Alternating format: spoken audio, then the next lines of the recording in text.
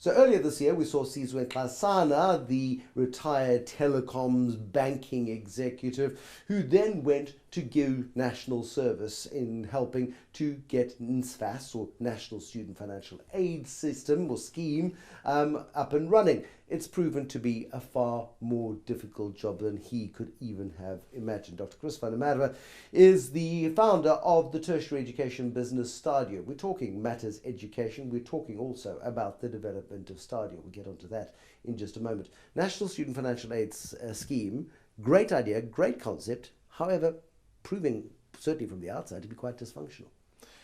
Gee, Bruce, it's a huge challenge to make tertiary education accessible to all youngsters that actually want to go study. And we've got to crack that nut, because that's the future of our country, as a matter of fact, of each country. So I think this is a question of we must all see what we can do.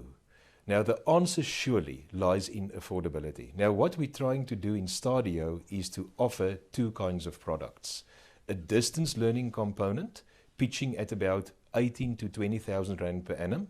And this would go in competition with a UNISA system. Absolutely.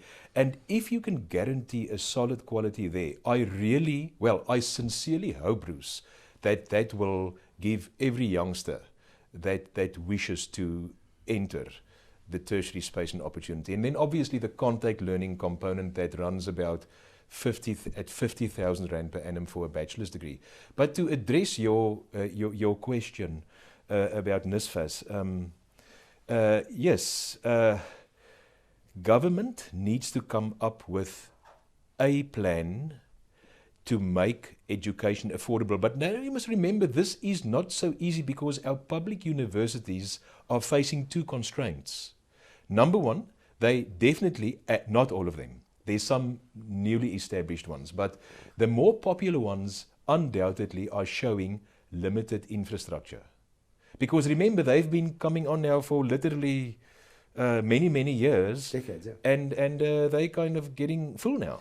So that's the one constraint. The other constraint is the state only have so many subsidies. But the thing is, those public universities want private fee-paying students paying full price directly to university coffers. Well, absolutely. At the same time as the huge pressure from students who fall into that category of requiring state funding. That balance also, because it almost becomes exclusionary by its nature. If NSFAS isn't working and the money isn't coming in, the universities cannot carry the burden of the students who the state is failing to pay for. Bruce, universities, in terms of future quality, is definitely also dependent on research. Research costs money.